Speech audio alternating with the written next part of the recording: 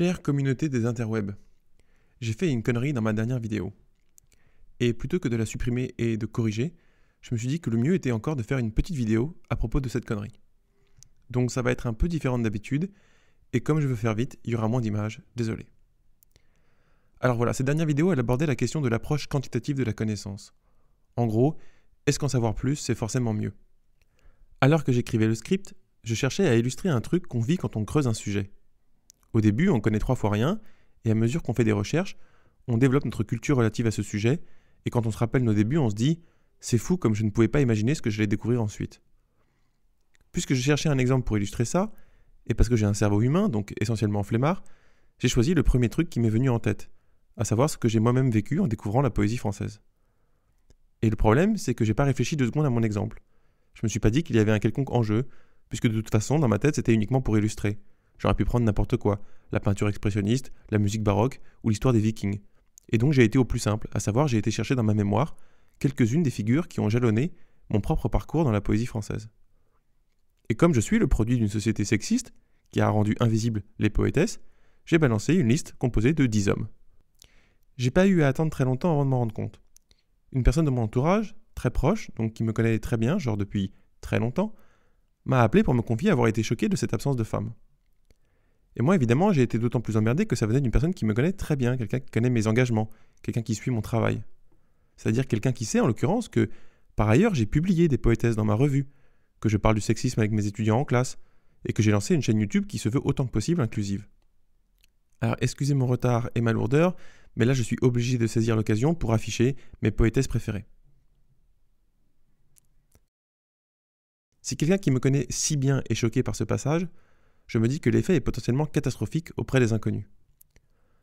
Alors oui, bien sûr, je pourrais me dire « Tu n'as pas fait une vidéo sur la poésie, cela représente seulement 30 secondes à peine dans une vidéo de 30 minutes, c'est anecdotique. » Je pourrais aussi me dire « T'étais fatigué, t'as laissé passer une connerie, c'est un oubli, c'est tout. » Sauf que non, je ne peux pas dire ça. D'abord parce que, et c'est ironique, dans cette vidéo, j'ai justement dit que l'intention ne pesait pas bien lourd devant les conséquences réelles des actes. Et j'ai aussi ajouté « Avoir l'intention consciente de faire attention aux autres, ça prévient beaucoup de maladresse. » Beaucoup de maladresse, oui, mais pas toutes les maladresses. Alors pour être honnête, je me suis retrouvé un peu pris de vertige. C'est pas tellement que ce soit surprenant d'ailleurs, mais démoralisant, ça oui. Si c'est effectivement mon intention consciente de visibiliser des femmes et des personnes racisées, que j'y pense grosso modo à chaque vidéo que j'écris, et que malgré ça, j'ai des absences qui me conduisent à faire une bourde pareille, ça soulève une question toute simple. Est-ce qu'il vaudrait pas mieux que je me taise? Et là aussi c'est ironique, puisque cette dernière vidéo appelait à la fin à travailler pour apprendre à écouter les autres, et pas pour imposer son point de vue. Est-ce que c'était en fait adressé à moi-même? Parce que la question c'est aussi, a-t-on besoin d'une énième chaîne YouTube réalisée par un homme cisgenre, blanc, hétérosexuel, valide, dans la force de l'âge, même s'il a les tempes grisonnantes? Est-ce qu'on peut raisonnablement croire que ce genre de retour aiguise ma conscience du problème et qu'à l'avenir je ne ferai plus jamais cette erreur? Je suis pas sûr. Oui, évidemment, la prochaine fois que j'aurai à lister des poètes ou des artistes, je risque d'avoir une petite voix qui résonne dans la tête. Et donc, on peut choisir d'être optimiste et de se dire qu'à chaque erreur, on progresse. Mais il y a tellement d'autres injustices sociales que je ne subis pas quotidiennement. Je me dis que je vais forcément entretenir certaines représentations sociales toxiques sans m'en rendre compte. La question devenant alors, ce que j'apporte compense-t-il les inévitables maladresses et autres oublis à venir? Une autre personne de mon entourage proche m'a encouragé à continuer en me disant que c'est précisément parce que les hommes cis blancs hétérosexuels ont davantage de visibilité qu'il faut qu'ils abordent ces sujets.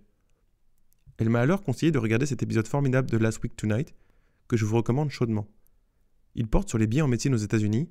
Les femmes et personnes racisées ne reçoivent pas la même qualité de traitement. John Oliver commence ainsi. It's true. If you are a woman and or a person of color in the US, you may well have a very different relationship to our healthcare system than a white man. So frankly, who better to talk at you for 20 minutes about this than me, the whitest of white men? Look, I get a sunburn watching the Travel Channel. Et peut-être que oui, ça marche avec lui. Parce qu'en fait, même si c'est lui qui parle, ce qu'il énonce est préparé par une équipe composée de points de vue diversifiés. Et avec des moyens autrement plus importants que les miens. Donc là, ok, sans doute que c'est une bonne chose que le plus blanc des hommes blancs prenne la parole. Mais honnêtement, dans mon cas, je ne suis pas sûr que ce soit si justifié. Ce n'est pas comme si j'avais une expertise précise dont on a besoin. Du coup, je m'interroge sur le sens de ce travail.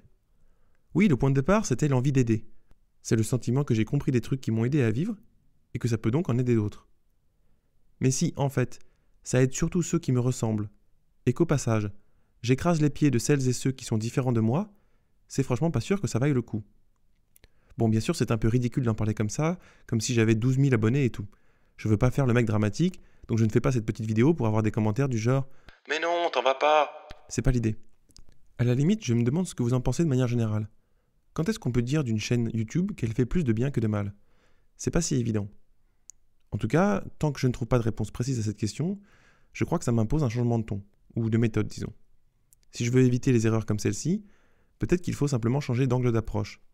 Non pas dire les choses telles que je les vois et comprends, mais plutôt raconter les questions que je me pose. Basculer de l'affirmatif à l'interrogatif.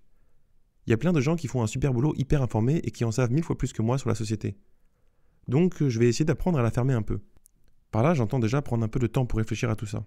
Et puis, essayer à l'avenir, à part si je lance une série sur un domaine que je maîtrise un peu, de me contenter de poser des questions. Finalement, c'est aussi un peu à ça que ça sert la philosophie, à poser des questions qui ouvrent des perspectives. Et en y réfléchissant, je me dis que c'est sûrement ce que j'ai de mieux à proposer, partager des questionnements plutôt que des explications. Donc voilà, à la prochaine, on va bien voir à quoi ça ressemble.